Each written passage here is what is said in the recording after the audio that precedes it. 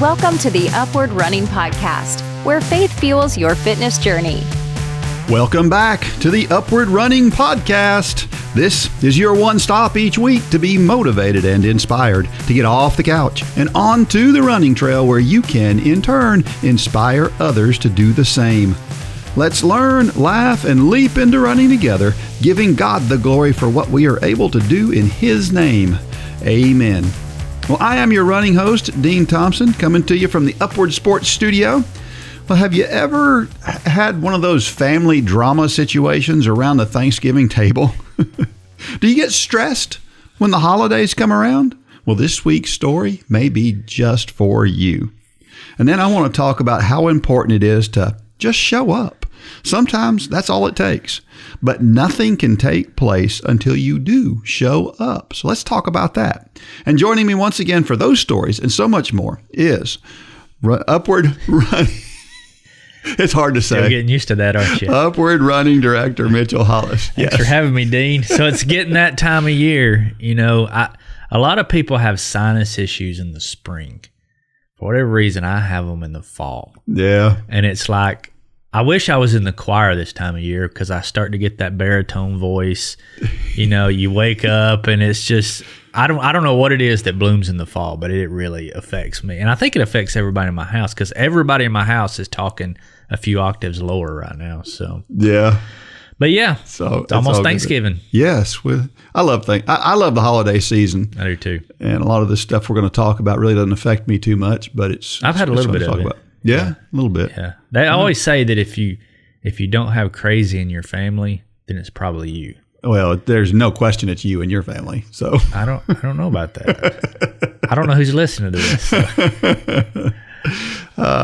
Well, I did something crazy yesterday. Yeah. I signed up for a 12-hour run. Well, that's just it's taking place this Saturday. Saturday. This Saturday. Yeah. Yeah. I signed up for it just under the deadline. And where's that at? So it's at Ringgold High School, right up the road. Oh yeah, you told me that. I figured it was close. I need to do a long run. I may not be out there for 12 hours. I may be out there for 4 or 5 hours. Yeah. May call it a day. But I just signed up because I thought, well, it's kind of fun to participate in those things. And so, yeah. But otherwise, I'm going to go. I'm doing that backyard ultra. So what I thought I would do is, backyard ultra is a little over 4 miles per loop each hour. I thought for 12 hours, I'm going to try to run 5 miles each hour.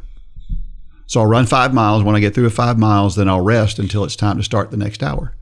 So it'll be kind of a practice run, so to speak, with a little bit faster pace than I will be doing at the backyard race. So I don't know. What do you think? You think that sounds smart?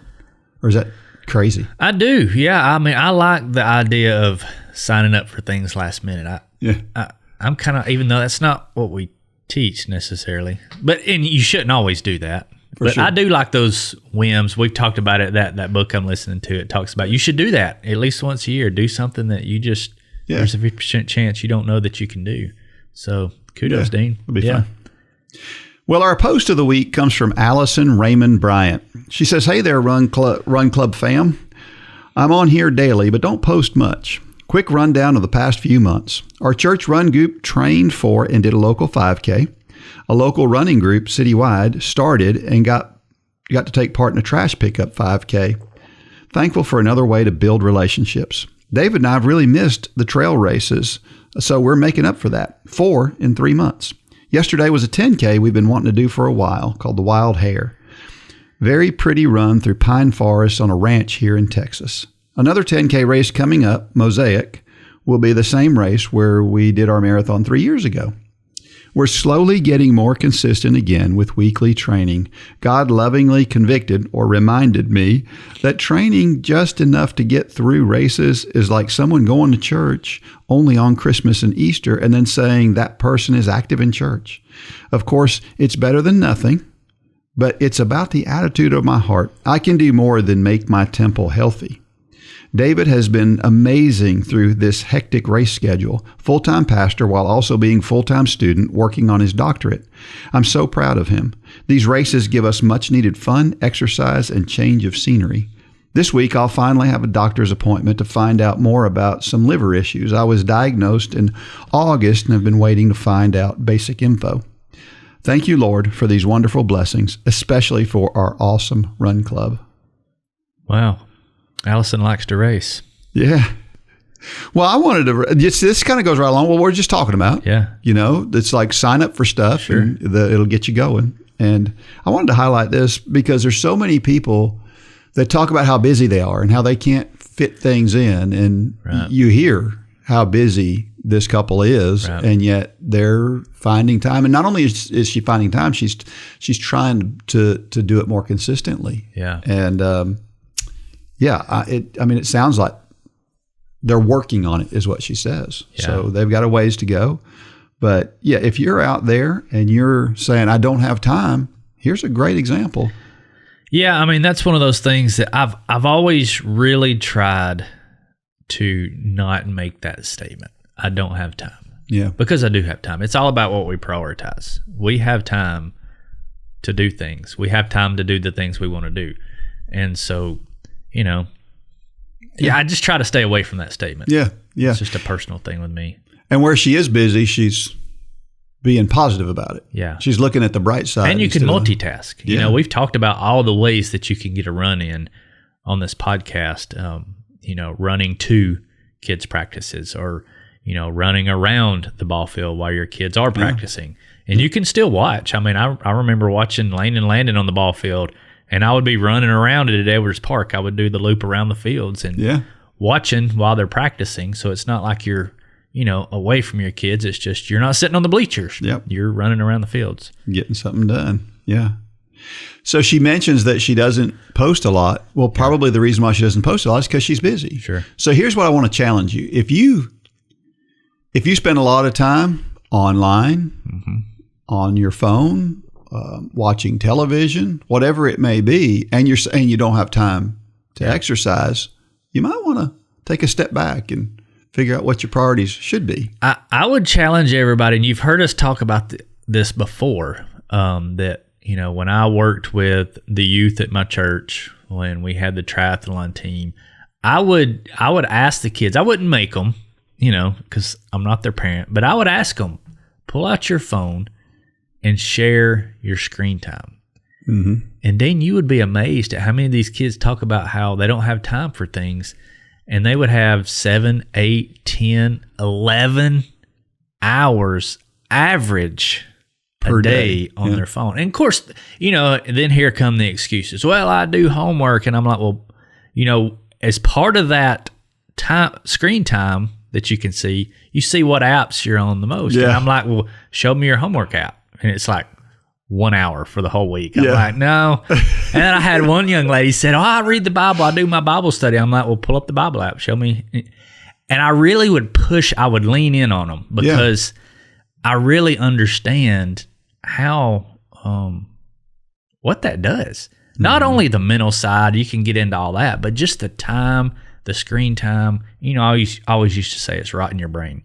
And you hear others in like the media now, they're making that same exact statement that it's just what it's doing to the brain of just constantly looking at the screen. So I would challenge you, if you've never looked at your screen time, it may be an eye-opening experience. Yeah. And I try to look at mine, and I have a threshold that I try to stay below. And the only way I stay below that is I delete the social media apps. Now, I still get on social media, but I do it on my computer. And for some reason with me, if I get on my computer, it's like I'm always doing other things, so I don't stay on there as long. I don't get into the death scroll. But if it's on my phone, my screen time will go way up. Yeah. And for that reason, I just don't have it on my phone. Yeah, it's a good way. Well, run of the week comes from Greg Chance. 18-mile long run. After last week's long run, 16 miles, I was seriously worried about how my legs would feel with this one. As it turns out, I had nothing to worry about. And what a difference a week made. Not just a week, of course, but a week of running. And no issues with my ankle. Things are looking good. What do they say about, about weather in a lot of places? Yeah. If you don't like the weather, just hang out for an hour and it's sure to change. That's kind of the same thing with running. A lot of times we assume that we struggle with long runs are a good example. You struggle one weekend and you think, the next weekend I'm going to up my mileage a little bit. It's going to be really, really rough. And then you breeze through it and it's like, That's weird. Or you have that run and you start. I had one yesterday. I was, I'm coming back to running. I have been for a while now, and from all that walking I did for a couple of years. And yesterday I decided I was going to do a progression run, and I almost mailed it in about 3/4 of a mile in. I mean, it was like, this is horrible. I probably ran a little bit too close to when I ate, but then that third mile, it was like, by the third mile, I was like, this is great. Yeah. But 15 minutes time difference between I'm going to mail it in and I feel great. So a lot of times you just, and always on that first mile, it's horrible anyway. Yeah. Never judge anything on the first mile or two. Yeah, for sure. Yeah. Well, just know that if you get out there, I'm going to have a story here, and we're going to talk about just showing up. A lot of times, that's the whole thing. Our trivia question from last week: how long do you have to run to burn off a Big Mac?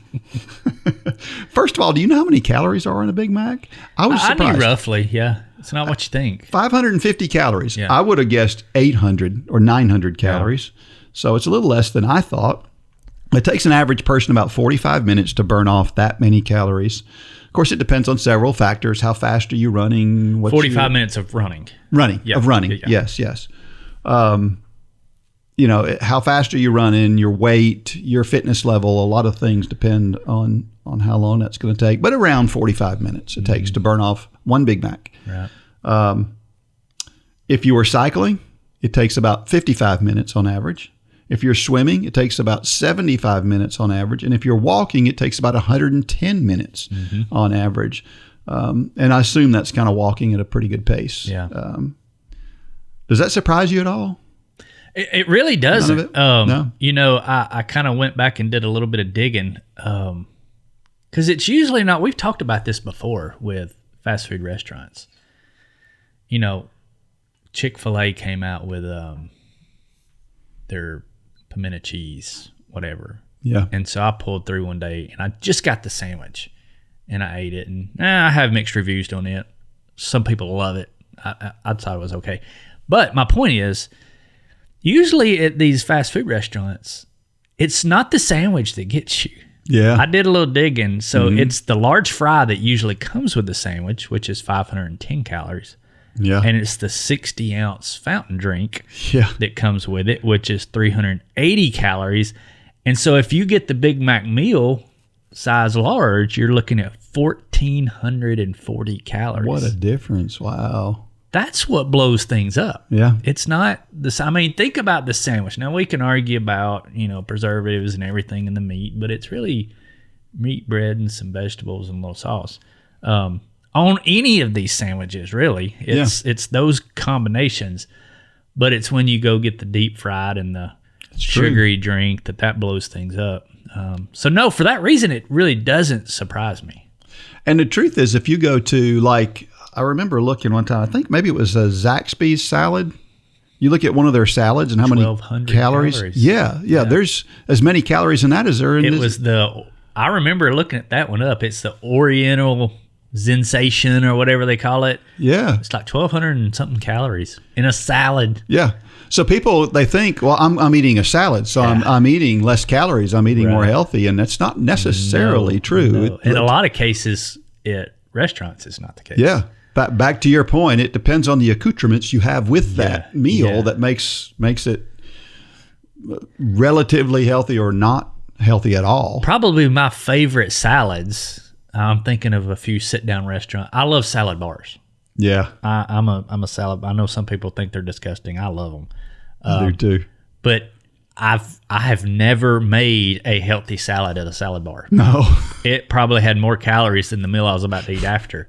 But as long as you go into these things eyes wide open, then you can say, yeah, I realize that has that many calories, but I'm going to do anyway. The problem a lot of people get in is they trick themselves into thinking I'm doing good.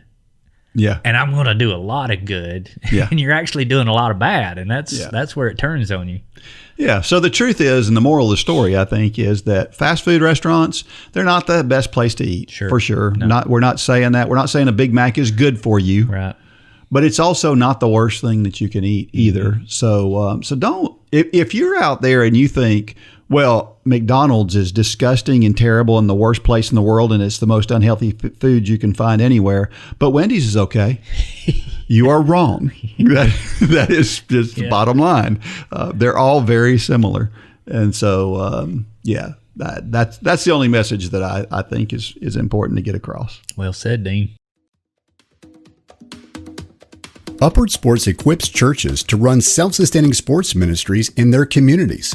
Whether you're a sports fanatic or on staff at a church, Upward Sports will give you all the tools you need to run a first-class sports ministry that allows you to reach families in your community. Upward Sports offers basketball, soccer, flag football, cheerleading, volleyball, baseball, and softball through league and camp offerings. At Upward Sports, we want to help your church make a difference and give you increased opportunities to share the gospel. Learn more today at upward.org. That's upward.org.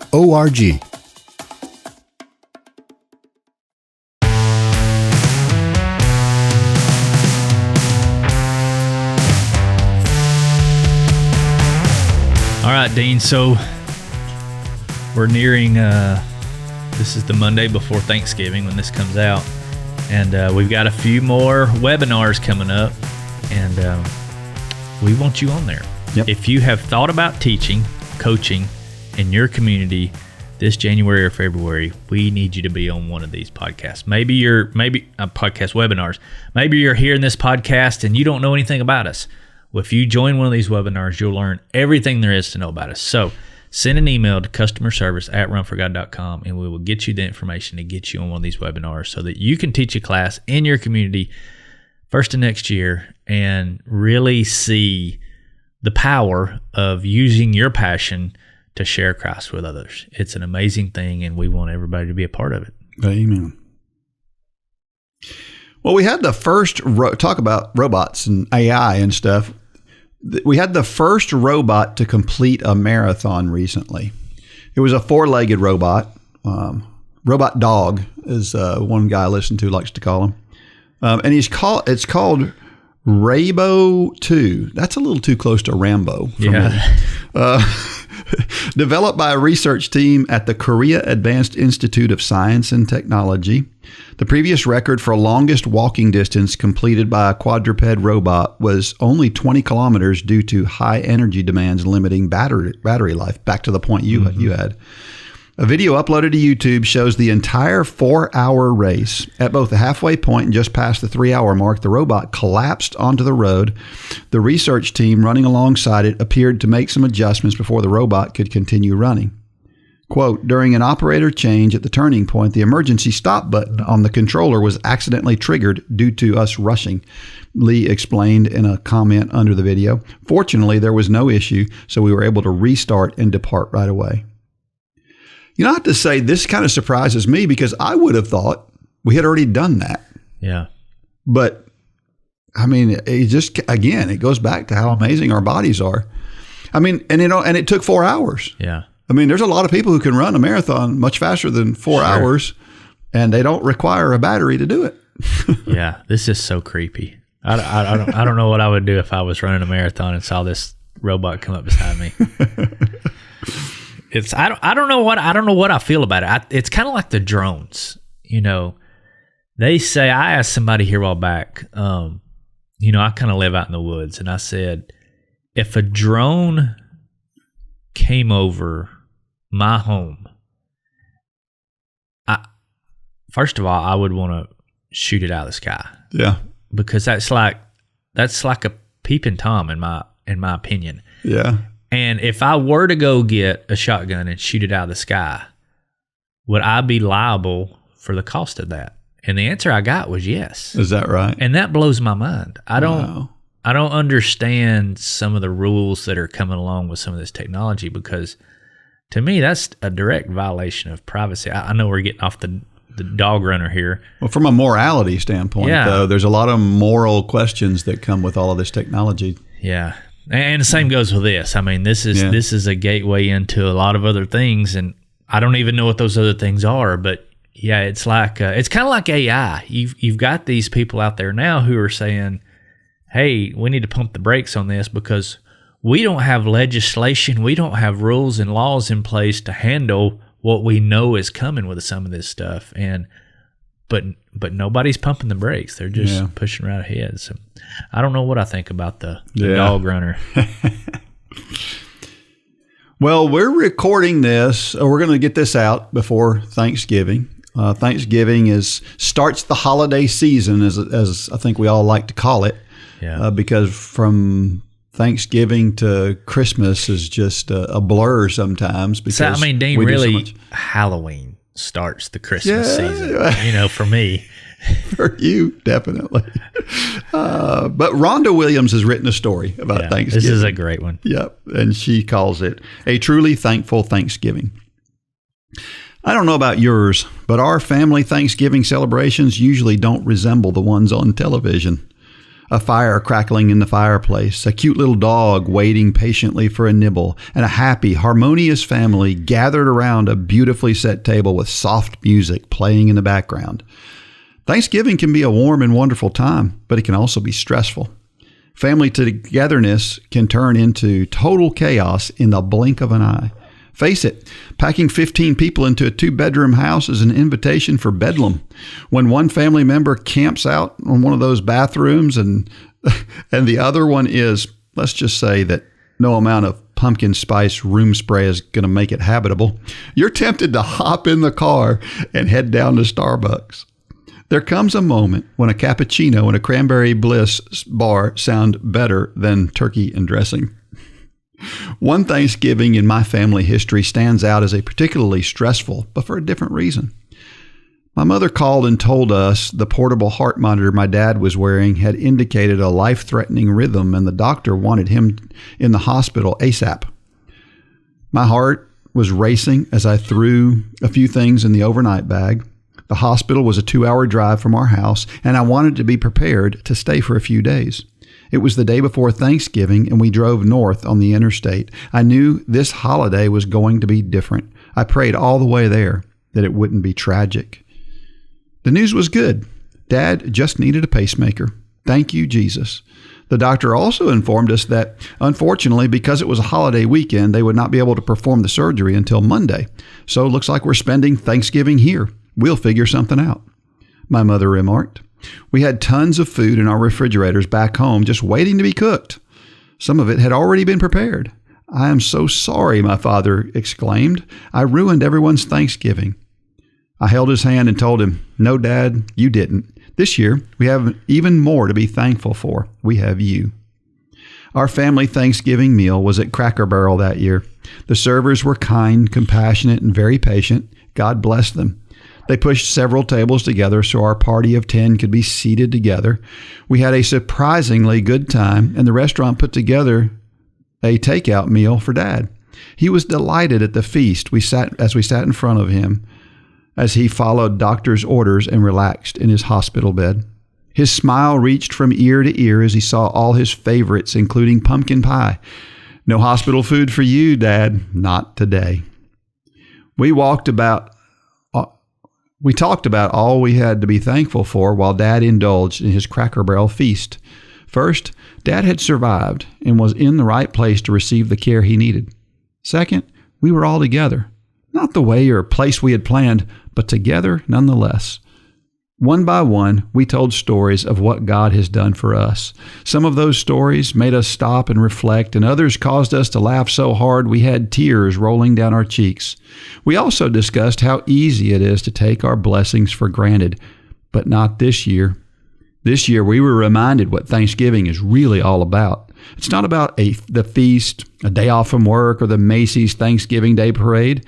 It's not even about family togetherness. It's about humbling ourselves before God and expressing our gratitude for His abundant provision.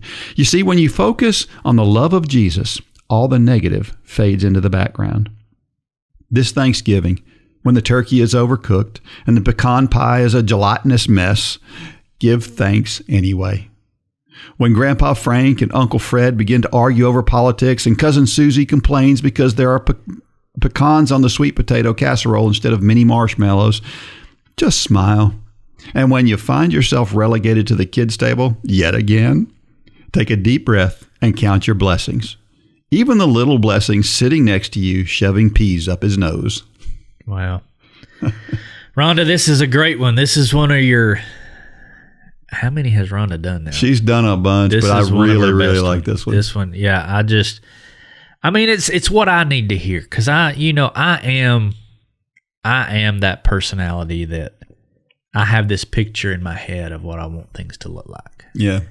And I'm really prone and susceptible to just completely getting bent out of shape when it doesn't look like that. And I needed to hear this. Yeah. Because it made her take inventory of what's truly important. And yeah, I mean, this was actually supposed to come out after Thanksgiving. And we talked this morning and said, we need to hurry this one up and get it out. Yeah. Because I think there's a lot of people out there like me that we have this picture of what we want things to look like. And when it doesn't look like that, in our minds, it's ruined. And it's not. It's just different. And that's okay. Yeah, and, for sure. You know, I can't help but think about one Thanksgiving that my mother loved Thanksgiving. Thanksgiving meal was super, super important to her.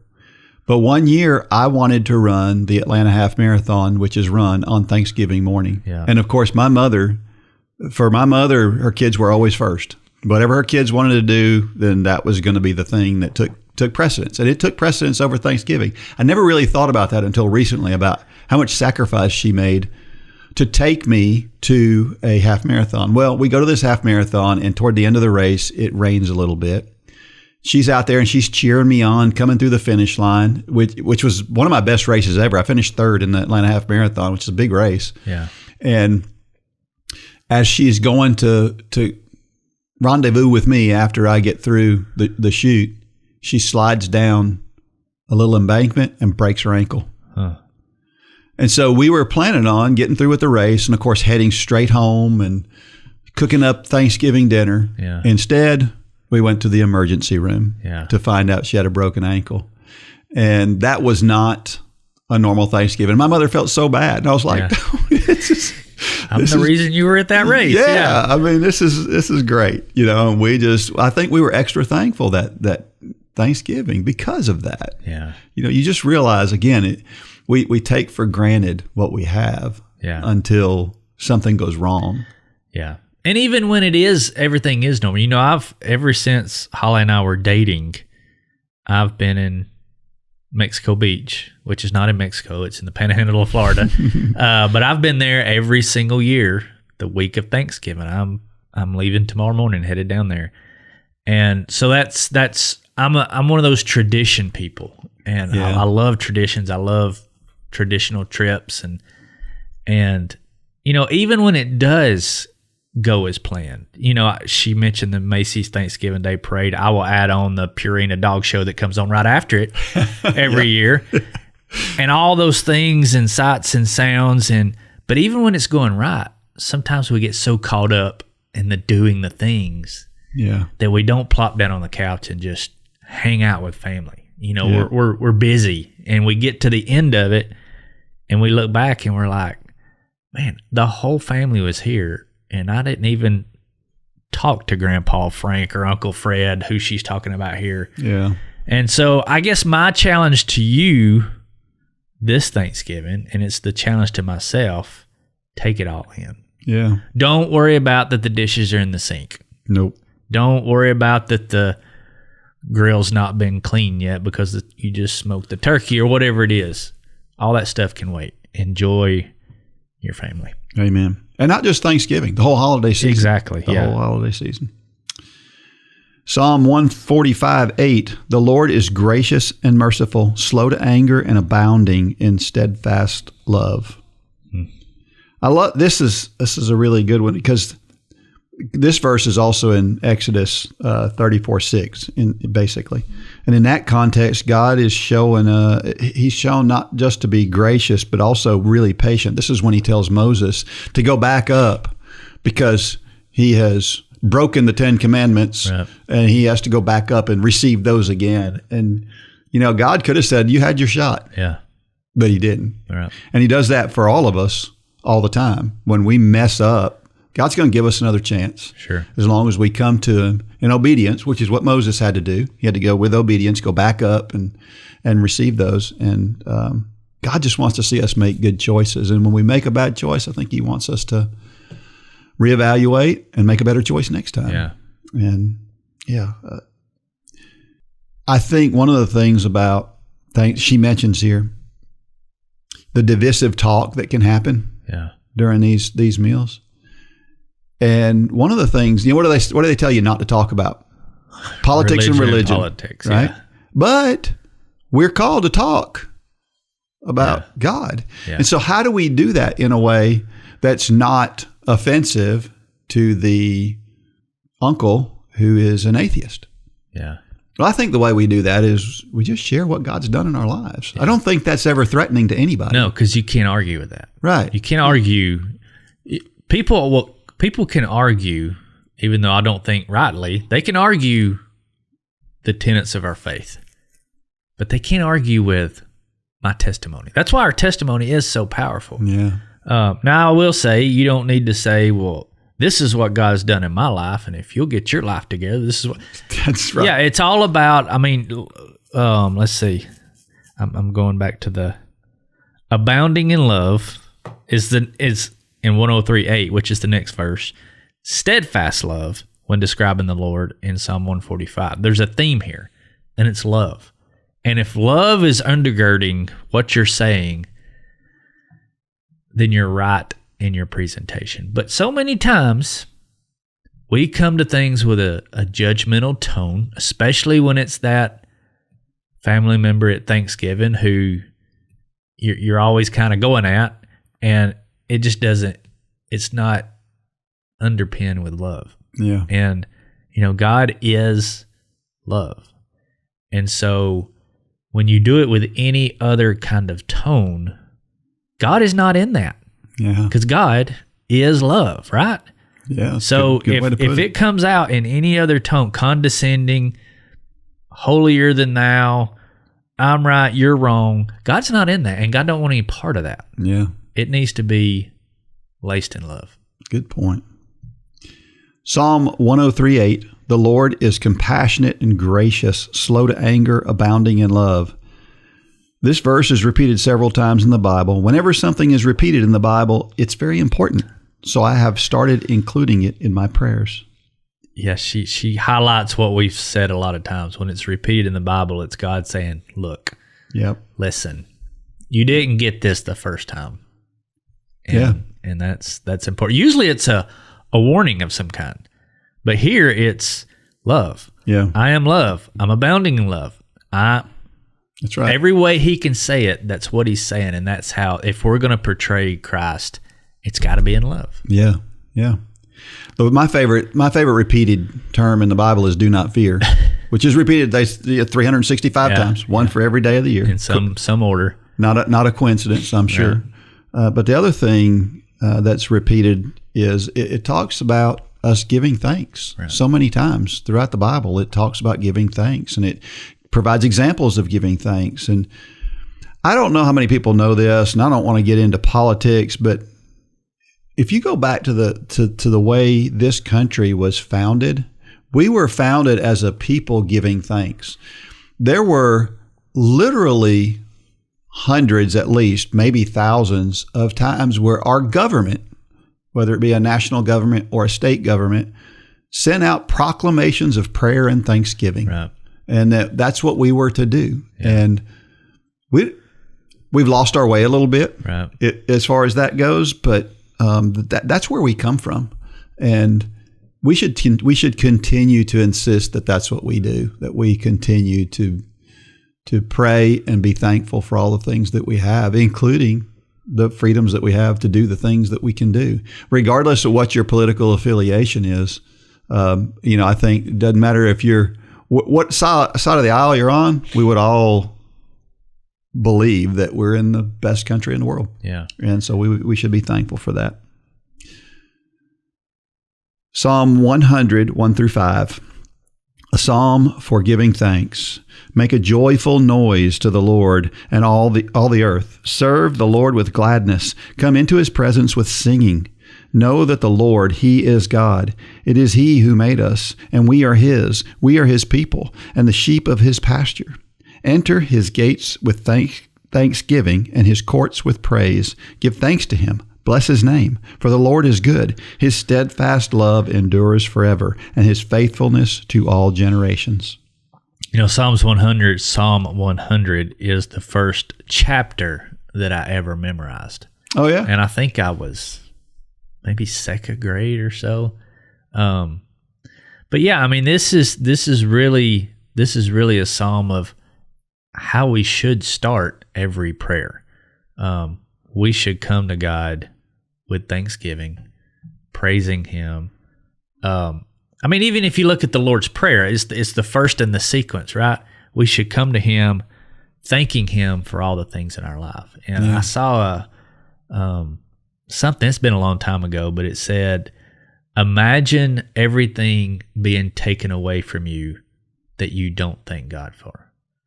And that's always really hit home to me, that we should be thanking God for the big things and for the little things, because his word tells us to do that. His word commands us to do that, to be thankful, to be to have thanksgiving for the things in our life, because that can all be taken away from us. Absolutely. I couldn't help but fixate on the words joyful noise. Mm-hmm. We always associate joyful noise with singing, or at least attempting to sing. Yeah. But, I think to God's ears, there's a lot of other joyful noises that we can make. Yeah. When we're sitting around that table and we're sharing the blessings that he's given us in that way of love that you were talking about earlier, that's a joyful noise to God. Yeah. And so joyful noise, I don't think just means saying things in a loving way is hard not to be joyful. Yeah, it's true. I mean, I always joke on here, we have those family members who their spirit animal is Eeyore, and everything is so whatever, and it's just always talking down. And I think that's what this is talking about. That is not a joyful noise. Yeah, you can be in the most horrific circumstances and have joy. Absolutely. If you've got Christ in your heart, you have that. That is available to you no matter what your circumstances are. Mm-hmm. Rhonda, talking about her story, that was not an ideal situation, but she found joy in that situation. Sitting in that hospital room on Thanksgiving Day, she could have been Eeyore. Yeah. But she was joyful instead because she was thankful. It's hard not to be joyful when you have a thankful heart, because you understand that all this is, you don't need to take it for granted. It can all be gone. So the fact that you have it, the fact that you have your father sitting there, the fact that you have your family there, no matter how well you get along with them, it's a joyful time. Yeah. Yeah, it makes it easier to do what the other part of this verse says, where it says, serve the Lord with gladness. Yeah. When you're joyful, well, that's easy. Right. And so, we think about, I always think about the verse, whether you eat, drink, whatever you do all to the glory of God. Mm-hmm. Well, the glory of God is not a thing to be dreaded. And back to your point about the Eeyore thing, that's what it looks like. Yeah. And we all get there, right? I do a number of things around the church. You do too. Yeah. And sometimes you feel like you're just checking off a box. And sometimes we get there, but hopefully we catch ourselves at other times and go, I need to be a little more joyful about this. Yeah. And I think 90% of the time we are, but every once in a while, we're going to be the other way. So, and the idea is to be glad. The idea that we get to do these things, we get to do this podcast, we get to talk about God, we get to share. It's a lot like the running thing we've always talked about. Mm-hmm. We get to run. We don't have to run. Sure. Question: do you get caught up in the preparation and stress of the holidays so much that you forget to give thanks. Focus on what the holiday is really all about. Maybe it's time to simplify. So I get caught up in the prep for everything. Yeah, you know this. Yes, that's my Achilles heel. I'm always prepping for something, and then I'll prep for the prep. And I think that's a good thing to some degree. But I think one thing I have learned through the years is the last phrase. Maybe it's time to simplify. Yeah, I think that's one thing that God has really shown me through the years is that we can have too many plates spinning. And we've talked about this before, that we need to find time to do nothing. If you hold your schedule up and it's packed from daylight to dark, that is not something to be proud of. Mm-hmm. In my opinion, I'm not impressed when people, when you go, how are you? Well, I'm just crazy busy. I can't keep up. And they're saying that in a prideful way. And I'm like, And that's, you got to be careful that doesn't fall to the side of laziness. But I think our lack of joy, and I hate to use the word living in the moment because that is such a cliche I don't like, but you get what I'm saying. The Thanksgiving day when you're focused on your family, I think so much of that is due to us just not having time. Yeah. We're always looking to that next, You're right. You and I go to lunch and we can't even have a decent conversation because I'm looking at my watch, or you're looking at your watch. I've got to get to this other thing. Yeah. Simplify. Yeah. If you've got 30 minutes in for lunch and that's what you put an hour in. Because just like running, we all have time. Yeah. We all have 24 hours in a day. It's how we manage it. And I have come to the conclusion through the years, I used to not be this way, but that if you're saying you don't have time and you're proud of that backlog schedule that you hold up with pride, you're mismanaging your time. It's your own fault that you don't have time for God. Yeah. It's your own fault if you don't have time for running. And that may come across as harsh, but it's true. Yeah. I mean, we make our schedules. Now, sure, you have a job and you work 10 hours a day or whatever. Well, guess what? You got 14 outside of that. Yeah. And that's a lot of time. Yeah. And simplify it. Take Rhonda's advice here. Maybe it's time to simplify. As you're talking, I can't help but think about this weekend. I'm going to go run that 12-hour run. I haven't prepared for that. At all. Not at all. None. Zero. I've been running every day, but I haven't tapered for it. It's just going to be something that comes up in my schedule. I mean, I've cut back on my mileage a little bit this week, but I'm just going to go do it. Sure.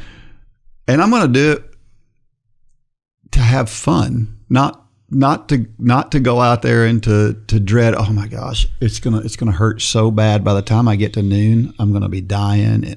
I'm not gonna do that. You've got the mindset, this is gonna be interesting. Yeah. This is probably gonna hurt real bad. Yeah. I'm kind of excited about it. Yes. Yeah. You're wired a little bit like like I am, I guess. So I think this is one of those things that here's what I want to say. So here's something that I do. I don't get stressed during the holidays. I don't. And I don't do a ton of the prep work and stuff. So it's almost not fair for me to say that because Debbie does a lot more in preparing for the holidays and doing Christmas shopping and things like that than I do. Yeah. And so maybe that's not fair. But at the same time, I can't help but think about Christmas morning. We have a special tradition on Christmas morning where we do Christmas breakfast on Christmas morning. I cook 6 pounds of bacon on Christmas morning. It's my kind of breakfast. Yeah. And sausage. And I think about this. Everybody that comes to our house Christmas morning knows they're going to get Christmas breakfast. And if the bacon didn't get done, if the sausage didn't get done, the gravy, I make the gravy. And if the gravy doesn't get done, which by the way, Debbie taught me how to make gravy. And she tells me I make it better than her, but I'm on to her. I know better than that. She just doesn't. It's just one more thing I can take off her plate. It's like Holly vacuums so much better than I do. Yeah. Anyway, but what happens if we get there and my griddle doesn't work, and and we can't cook it all on the stove, and we can't. we don't have bacon. Is somebody going to go, oh my gosh, I'm going home now. I'm not going to have bacon. No, they're going to go, oh, well, it's a little bit different this year, but it's all good. Yeah. But we get stressed about, oh my gosh, if I don't get that bacon cooked, it's good. No, don't worry about it. Nobody cares. They're there to see you. Yeah. Yeah. Yeah. That's the important thing of Thanksgiving is all the people sitting around. Yeah. It's not the food. It's not the way the house looks. It's not all of those things. I was going to say it's not the doneness of the turkey, but that's pretty important. You might want to get that done. And it doesn't mean you shouldn't try to do your best. Yeah. But here's my challenge to you.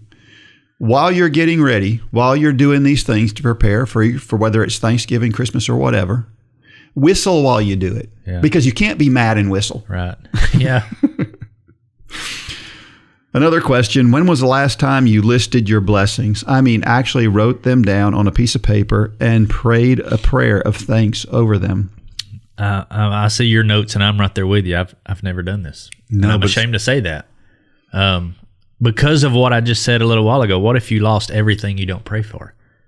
Well, what's the best way to remember everything to pray for? I mean, I have the big things. I mean, I have rocks where I write, but those aren't blessings. Those are prayer requests. But to her point, maybe we should have a list. Yeah. And I'm sure there are people that do that. I've just never been one to do it. But that was pretty convicting, this question right here, Rhonda. Yeah. Yeah, me too. Although, I mean, I'm sure you've done this where you've sat there and just in prayer, just thought about all the things that you have, and you can list those things over in your head. And it's, there's so much to be thankful for. I'm 59 years old this year. And I'm going to run more miles this year than I've ever run in a year in my life at 59. And I've been running my whole life. Yeah. I started running when I was 14. Yeah. So what a blessing. Sure. What a huge blessing. Golly. Last question. Pecans or marshmallows on your sweet potato casserole? I said marshmallows, but honestly, that's the dish I skip. Is it really? I mean, there's just so many other better things in my opinion that I tend to skip. But if I did get it, I want the marshmallows. I want that sweetness. Yeah, either one's fine with me. Yeah. I like pecans. I guess if I had to choose, I'd probably choose the pecans, but I'm not going to be mad about either one. Yeah. What's interesting about this is, I grew up in the North, and I just don't remember us eating anything that had anything to do with sweet potatoes during Thanksgiving. Really? I don't know if that's a Northern thing or if it was a my family thing, but my family didn't. We ate potatoes. We'd have like mashed potatoes. Yeah. My mother would mash up the potatoes, and she was so proud of how hard she worked to mash up those potatoes to make them good. And I've always liked the flake, creamy potatoes better. The fake ones. Seriously? Fake ones. Yeah. That's heresy, Dean. I know. So let me ask you this. What is your favorite Thanksgiving dish? Ham. I love ham at Thanksgiving. Just the basic honey-baked ham. Honey-baked ham. Yep. Yep, no question about it. I love, I worked at the Honey Baked Ham Company one time. Yeah. Just before Christmas, I think it was. Yeah, it was the week before Christmas. I worked there 1 week. It was actually my first job. Yeah. And if you ever saw them putting the honey and stuff on those hams, you would love it even more. A lot of times you say if you ever saw how it's prepared, you would tell behind the scenes. Yeah. Oh my goodness, watching that process. Do they inject them too?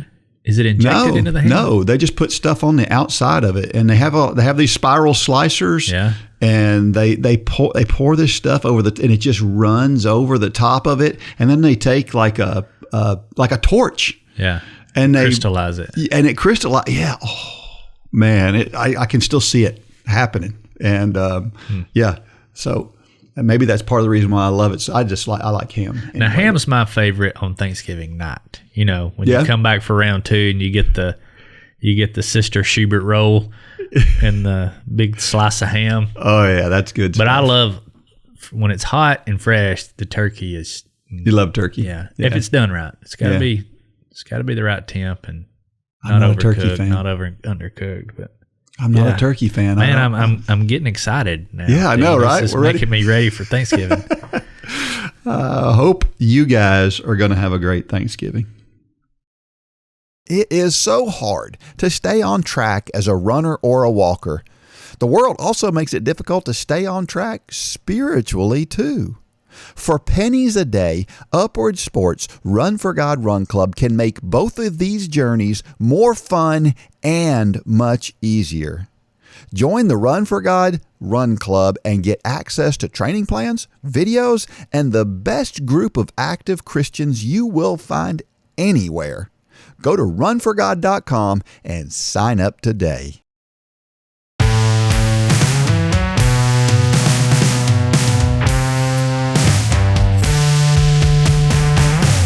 All right, well, I got this from the Trail Runner, trailrunner.com, I guess it is. And they asked this question: what happens if you leave the house and you forget your fueling? Can you replace it with something at a convenience store? Mm-hmm. And you've probably done this before, right? I've done this especially, before. Yeah. And I love this question because we talk all the time about making adjustments. Yeah. And this actually happened to me not too long ago. So I left the house. I usually use gels as for my fueling for a long run. And I was going out for, I want to say it was 18 miles or something like that. And I forgot my gels. Mm-hmm. Well, at my house, it's a hassle to get back to my house. Yeah. Because you have a mountain hill right to climb up. So instead, my church is down the hill from my house.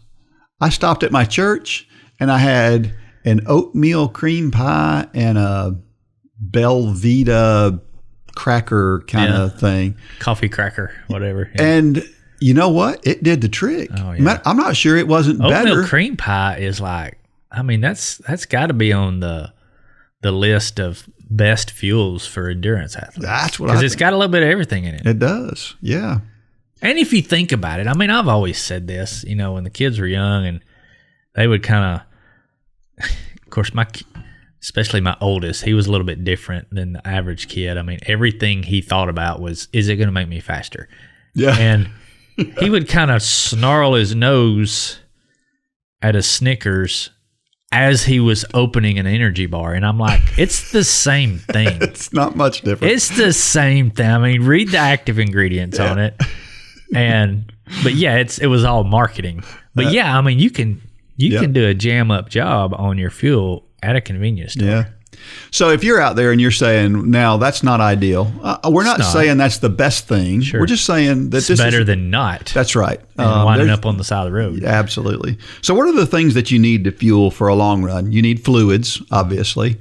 You need electrolytes, and you need calories. Right. And so fluids are easy at a gas station. Obviously, you can, you have water, you have Gatorades, and you have all these other things. Gatorade is a pretty good choice because it's got some electrolytes in it as well and some calories, and that's good from a running standpoint. Although for some people, Gatorade is tough on their stomach, and so some people struggle with Gatorade and they would rather have a Scratch or something like that. But Gatorade's got a lot of sugar, which is good if you can handle it. That's right. During a workout. That's exactly right. You need sugar when you're running for energy.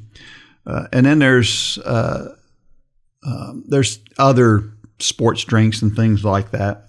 And you can try some of those. But just remember, if you go for something like a vitamin water because you think it sounds better, right. Well, just remember, vitamin water doesn't have the calories. Yeah. It doesn't have the sugar, and you really do need that. So don't be afraid to.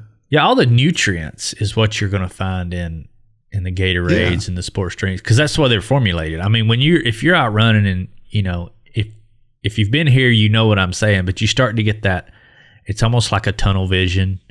Yeah. Your tongue feels like it's swelling, and you're a little bit lethargic, and things aren't clear.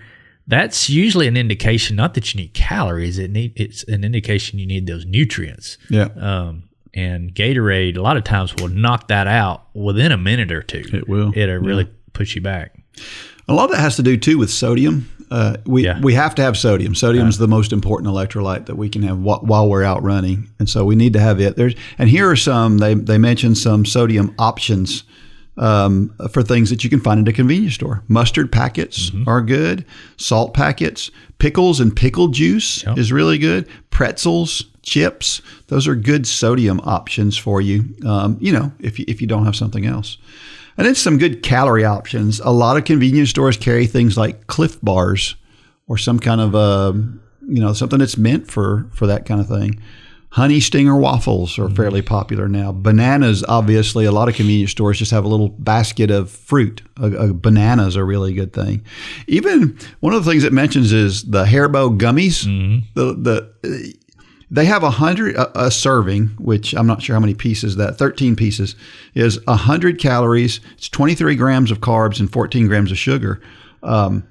They're pretty easy to eat and digest. And so that's not a bad choice. Kind of in that same line as jelly beans. Yes. I think they even make a sport bean now, but all it is a jelly bean. Yeah. Just a little bit higher quality ingredients. Yeah. Pop-Tarts, really good. Lots of carbs and sugar there. Snickers bars, again, carbs. Snicker bar has a lot of calories, a lot of carbs, and a lot of sugar. It's also got a lot of fat, but it's also got some protein in it as well. But it's great because it's fairly small. Yeah. It's all that really dense packed in there. Because, when you're out on a run or a ride or something like that, your worst enemy is a lot of something. Yeah. To get in a lot of calories, a lot of times you got to eat something big, which is just heavy on your stomach. And some of these things are just packed full really densely, like a Snickers bar. Yeah. Pretzels, chips, cereal bar, Nutri-Grain cereal bars are good. Even Skittles have a fair amount of calories and carbs in them. So the interesting thing about this article is that when this guy got through and he figured out the combination he needed to get the number of calories, the number of carbs, and the amount of sugar and sodium and all that he would normally get out of his regular fuel that he would usually, it cost him it was a little over $9 to get what he needed. And he calculated the cost of what it cost him to use his regular stuff, which is the higher quality stuff, and it was over $20. Yeah. So it was half the cost. Yeah. So I say this because, listen, if you're out there and you don't have the money to spend $20 every long run because you just don't have the cash to do it, these other alternatives, they're not so bad. No, and I'll add this because this is important, and I'm not putting down the endurance nutrition industry, but a lot of that stuff, it just doesn't taste good. That's and true. If it doesn't taste good, the chances of you using it like you should drop. When I used to do long rides, like I'd do a 100-mile training ride or whatever, you know what I would take with me? Do you remember what I used to take with me?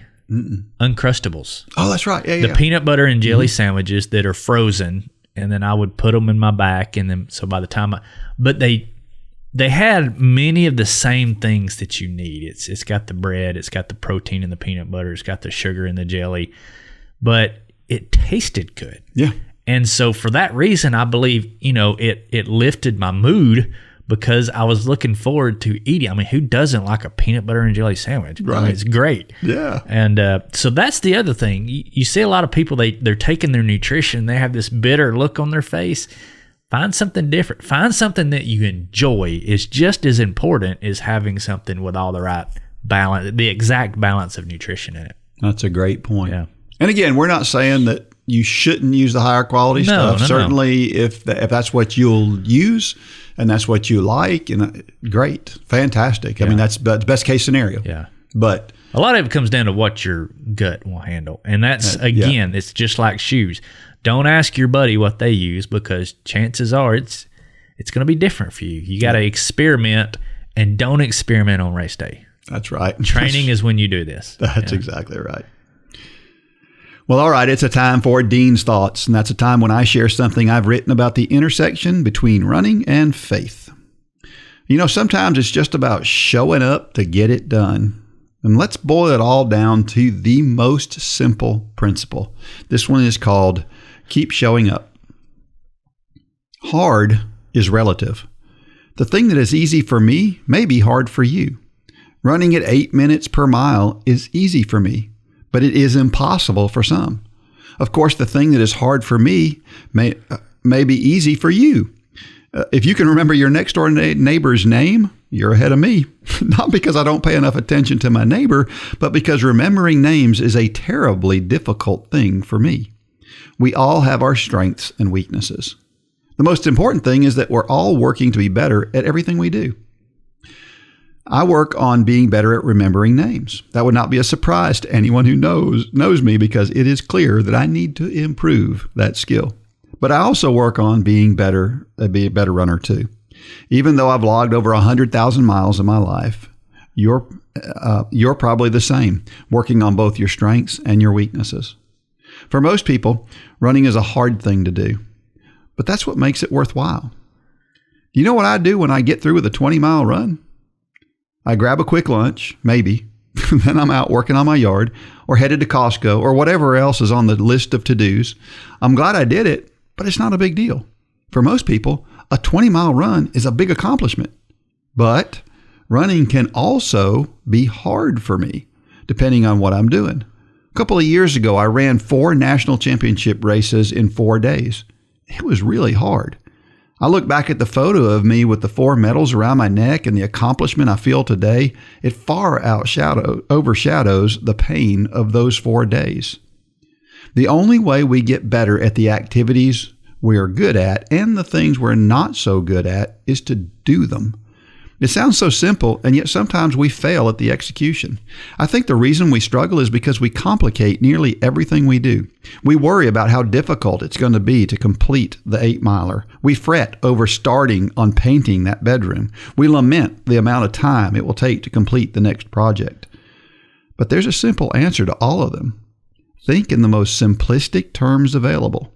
It turns out that just showing up at the starting line is often the most difficult part of the process. So focus on that. Just show up. Be determined to always show up at the starting line, and you'll be surprised how quickly some of your questions are answered. I'm going to run a backyard ultra. Here's how that works. You start with a big group of people, and everyone must complete a 4.1667 mile loop in less than an hour. The next hour, everyone will start again, at least all who can start the next hour. The winner is the one who keeps showing up. The last person to complete the loop in an hour wins. It's the person who keeps showing up. There is power in showing up. So the next time you're struggling with anything, just show up.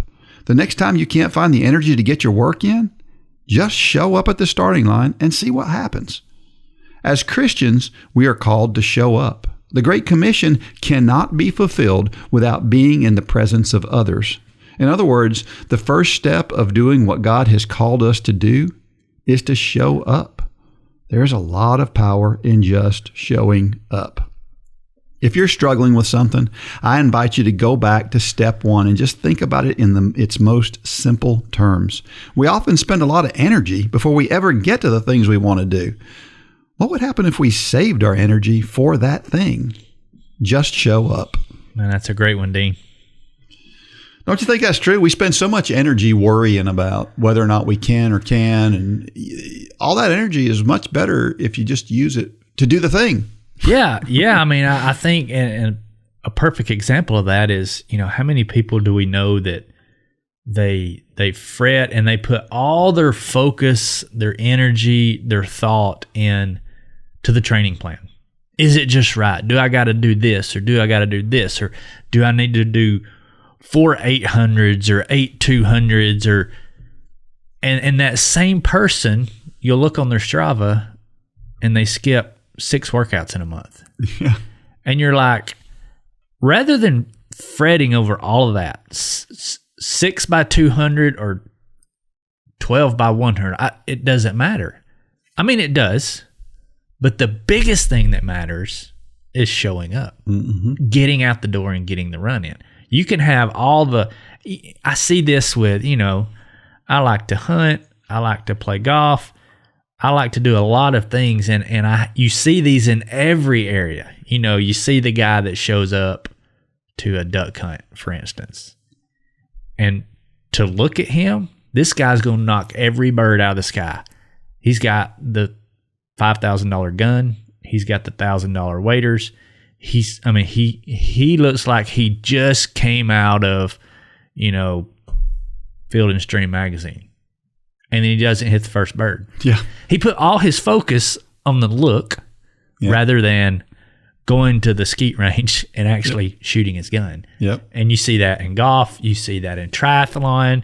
We used to talk about the kids. Don't look at the kids who walk in with the $10,000 bike. That doesn't matter. That's right. Because a lot of times those kids, they're putting their focus on their bike and they're never actually riding the bike. Yep. So, yeah, we see this all over. Absolutely. Show up and do the work, and then worry about the other things later that will enhance the work you've done. But worrying about those things doesn't do any good if you don't show up. No. Yep. No. I thought about it. I think this is the secret to the running streak. Yeah. It's just about just go out there and you just do it. Doesn't matter how you feel. Doesn't matter if you're prepared. You just go out there and you do it. Yeah. And the other day, I had just gotten through eating. And I needed to get my run in. It was the only time I was going to be able to run is right after I got there. Within 15 minutes of getting through running, I'm out. I'm eating. I'm out running. Yeah. That's not comfortable. That's never a comfortable thing to do, to eat right at. But it's you got to do what you got to do. It's what I needed to do. And did I feel it? Yeah. Was it comfortable? Nah, not really. But I got it in, and I got a little fitter that day because I went ahead and got it done. And so many people would worry about, I don't think I can eat right after I get there. I didn't give it a second thought. No. It's the same reason I've run in blue jeans. Yeah. I've run in Crocs. Yeah. I've run 4 miles in Now, I will never do that again. If I showed up to a run and all I had was Crocs, I will turn around and go back home. But yeah, and there's something about it. We talk about this all the time. It's kind of like the snow and the rain and the storms there's something that is so satisfying when you do it like that. Like when you started that run right after you ate, that first mile, you were probably thinking this was a bad idea. And maybe even the last mile, running after. But when you get done, there's something so satisfying about, hey, there was an obstacle that could have stopped me from doing this, and I didn't let it. Yeah. And there's something so satisfying about that. For sure. Yeah. It's just showing up. It's a big deal. You know what? Here's the other thing about showing up too, is the people that you appreciate the most are people who just show up, right? When, as a coach, the athletes that are there every day doing what they're supposed to do, those are the ones you appreciated the most. The coworker, the person who's always there and always willing to help, that's the one you appreciate the most. Family members, who whenever you need something, or a friend, whenever you need something, you can call them and they'll be there. And you don't have to even think about whether they're going to be there or not. Right. They're there. Right. Yep. It just showing up. It's just such a big deal. Yeah. There is no better way to start the day than in the Word. Our Bible in a Year challenge is a great way to start the day in the Word as I read through the entire Bible in 365 episodes. I also share running and walking tips each day, as well as encouraging quotes. Choose the self-paced challenge so that you can go at your pace. You must be a Run Club member for access to this exciting challenge. So, if you're not a member, sign up today and get started. If you are a member, what are you waiting for?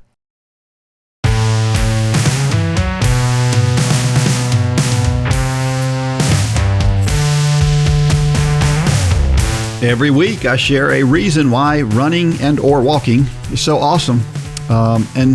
We've kind of demonstrated this through our topics today. It's a good way to show God's work off, right? God made these amazing machines that we have, these bodies that we have, and we can do incredible things with them. Yeah. And I think it's cool to be able to show off what God created. Yeah. And we don't necessarily do it to show off for God, but we are demonstrating it every time we go out there. I don't know what I'm going to do in this 12-hour run, but just the idea that you can go out there and you can keep your heart rate basically elevated for 12 hours is a big deal. It's amazing that it can do that. So, that's for this week. Well, it is, again, we've talked lot about Thanksgiving season. I just want to say how thankful I am for so much, but God continues to bless me to be able to run every day. Just the idea that, Mark Twain said, I think it's attributed to several people, but Mark Twain said, do what you love to do and you'll never work a day in your life. Yeah. It's kind of the way I feel. We don't work much, do we? No, we don't. We don't. We really don't. That sounds bad to say, and it's bad that sounds bad to say. Yeah, that's true. That's true. It's true. It's because I really am proud of that. Yeah. I mean, and some people listening may not have that ability, but I would push back on that and say you do have that ability, because you can enjoy, you can be good at, you can give glory to God in whatever situation. When my kids were growing up, and I'd always talk about the importance of whatever it is you're doing, do it for the glory of God and do it the best. And I always made the comments, I never worked at McDonald's, but I said, if I could go to McDonald's today and I would be the best at it, mm-hmm. and I would love it, mm-hmm. because it has nothing to do with the atmosphere in which you're working. It has everything to do with the attitude that you take to that job. Yep. And I think too many times nowadays, people, I don't know what it is. They just don't enjoy what they're doing. And enjoying what you're doing or not enjoying what you're doing is a choice. That's right. Period. Yep. It is a choice. I mean, I've worked a lot of I've worked at golf courses. I've worked at the boot factory. I've worked construction.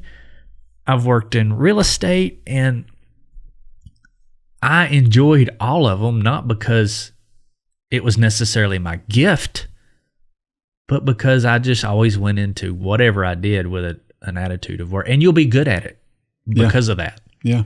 You may not be the best, you may not be as high producing as somebody else, but when you're joyful about what you're doing, it's infectious. And so those that are around you become better because of you.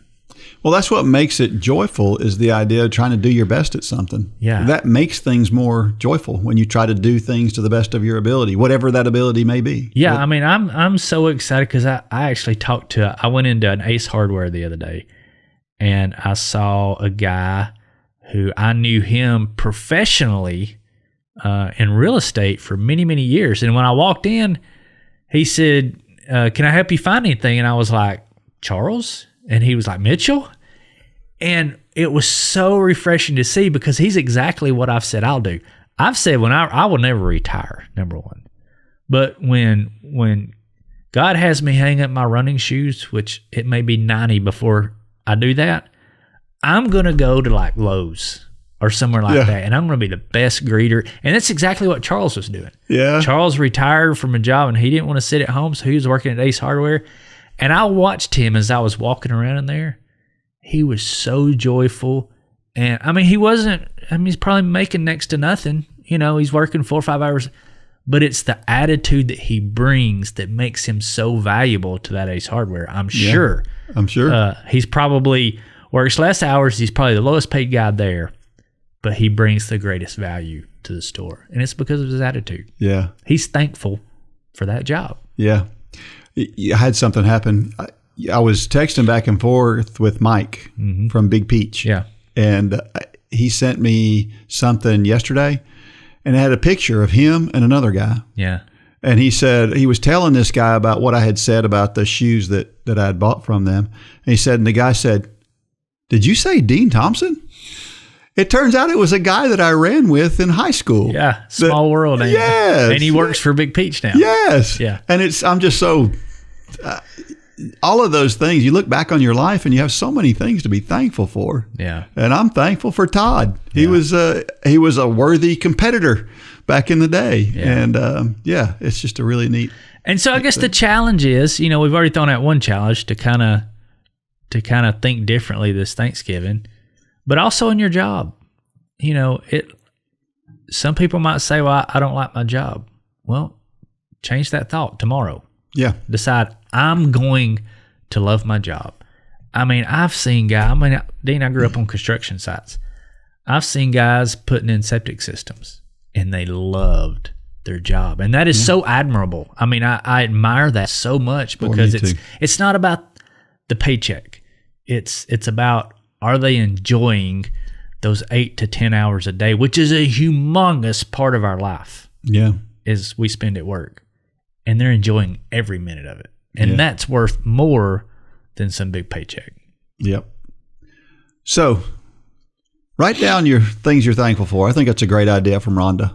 Yeah. I think I need to do that. I'm going to. Yeah. That'll be a lot of fun to do. Good exercise. Well, how about a trivia question for this week? Let's go back to school and ask a cardiology question.